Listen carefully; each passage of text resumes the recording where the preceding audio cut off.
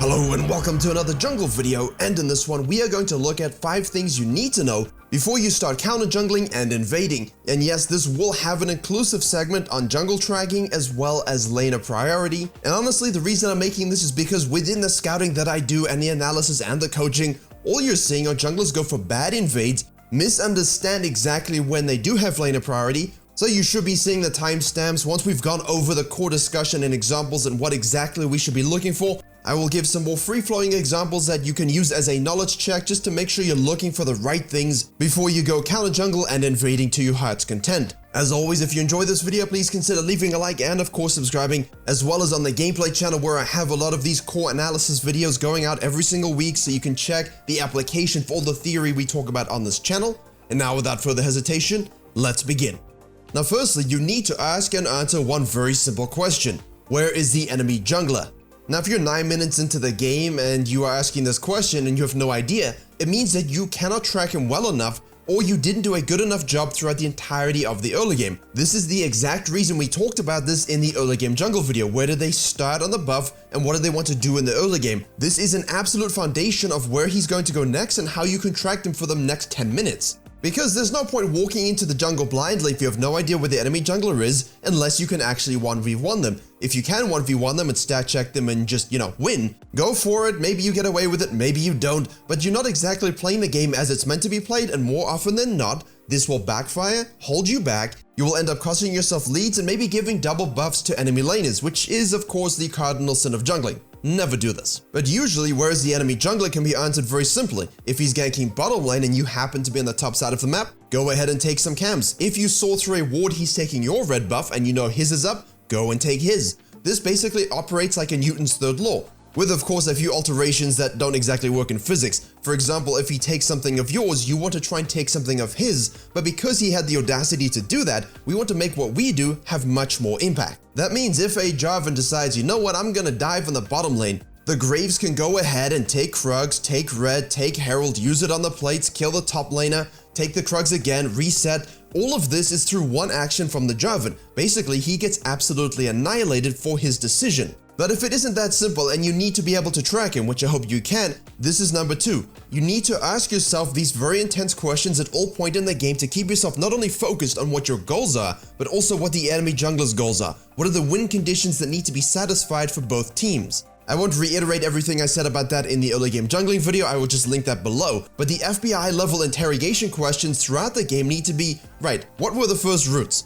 If you started top side and went to bottom side, you can use this to track his sequencing afterwards, what the overall pathing was, look at the CS every single time you lose sight of him. And this is not something that is used very often, and I don't even see high elo players doing this in Master Plus. What happens is a jungler, around 5 or 6 minutes, ganks in the bottom lane. Now you are not sure if he was sequencing down or up because say you hadn't seen him for a while. He ganks bottom lane, he shows with, let's say, 50 CS. Because he happens to be a turbo taxer, not something you really want to be. And then he disappears after the gank. All of a sudden, he shows up mid lane holding the wave because his mid lane had to go back to base, and instead of having 50, he has 58. Now basically, you've got to do some quick tricks in your mind. If you have warded entrances to your side of the jungle, you know he didn't counter jungle. You also know from the angle he approaches the mid lane where he came from, and that means he simply did Gromp and Wolves. This means if you were looking to counter jungle, looking to invade, looking to defeat him 1v1, and you happen to be on the top side as you are in this example, now you can actually go and use that to get into his jungle on the top side, steal camps while he holds mid lane,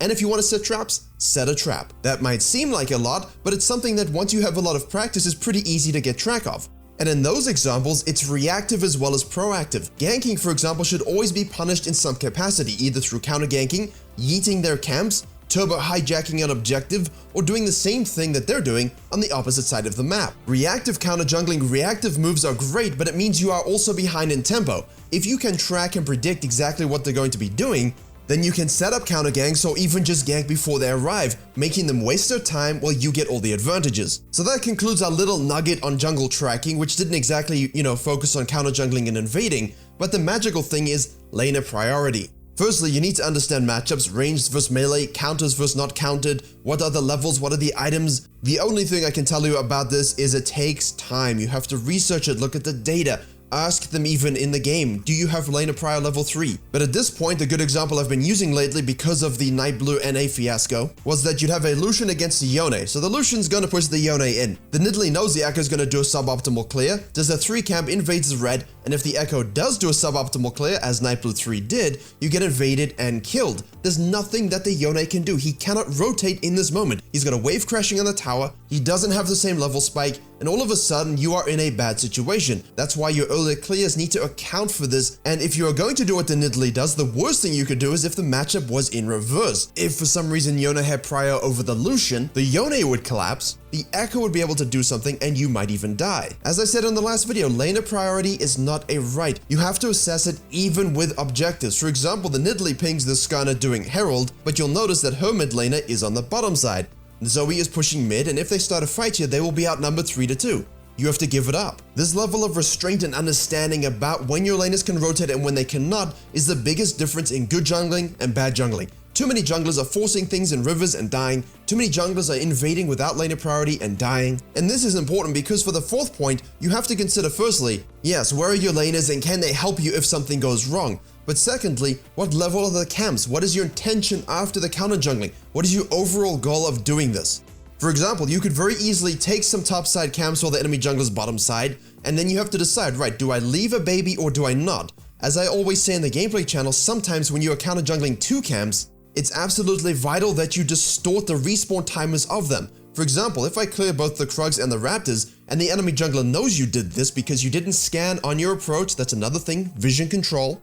By the time he goes back up there, he'll just wait 2 minutes, make some more action on the bottom side, those camps will respawn at a higher level, and he gets to eat both of those. And considering the level of the camps and when exactly in the game you're counter jungling, it will let you know whether to leave some babies alive crying about losing everyone around them, or to have mercy and, annihilate the entire family. That simply means leaving a baby in one of the camps will distort that respawn timing of the camp and hurt his overall experience gain. And as a side note, if for example you're counter jungling Krugs, and it's quite common for junglers not to do Krugs, especially in high elo Korea, then simply don't take the whole camp because you're basically resetting it for him. I know there's a lot of experience and gold in taking everything of the Krug camp, but we're also not about giving free handouts to the enemy jungler. This is only useful to take the whole camp if it's a level 1, say at like 7, 8, 9 minutes, if you are really close to getting a level up that you could use on your dives or objective secures. And remember, if you have the opportunity to go and steal camps from the enemy jungler, simply because they are ganking on the bottom side and being an actual jungler, and you just want to be a Kayn and, go ahead and steal the tier 2 Grump and tier 2 Wolves, it's important you do that while the jungler isn't there so you can fall back to take everything else on your way back home. You don't want to do your camps and then the Scuttle Crab and then steal his camps, because by the time you do that, he's probably gone back to base, rotated up,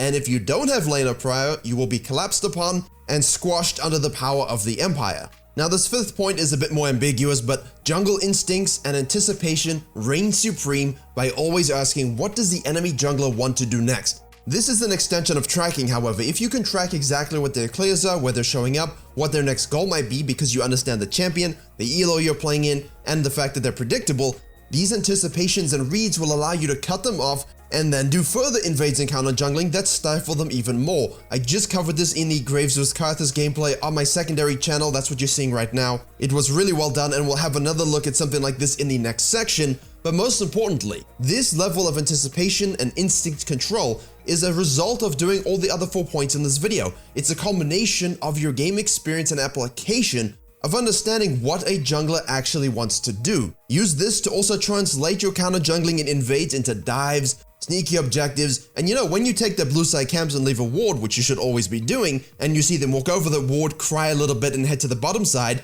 makes your tracking that much easier. All of a sudden, the enemy jungler is a puppet, you are the master, and they must obey their master. But finally, to close out, as I mentioned, vision and jungle instincts, look at this Kha'Zix. Him and his Echo decide to invade the second red because they don't care. They didn't even check the vision control. The enemy mid is just gonna go with the Echo, the enemy jungler is gonna collapse on the red, and they don't pay attention to the fact that their bottom lane is being really shoved in, and they were seen on vision going to the gank.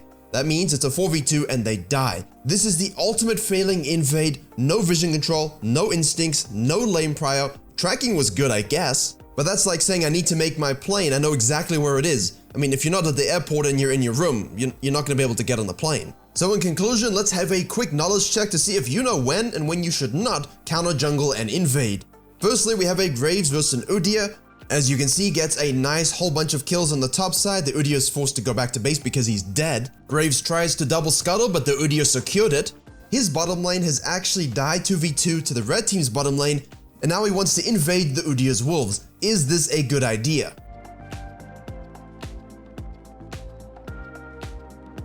Right, as you watch it play out, if you said yes, then you were wrong. The fact that your Nami is joining you, meaning you have lane prio, is great, but did you consider the all-important factor that your bottom lane just died 2v2? The enemy support had to go back to base, and the center didn't actually reset just yet. That means while you might be able to kill the Udyr with the support from the Nami, the fact of the matter is you actually give shutdowns to the center, the Zyra rotates with her, and suddenly your bottom lane is dealing with a 2-0-2 center and Zyra support. You gained a little bit, but your team lost a lot.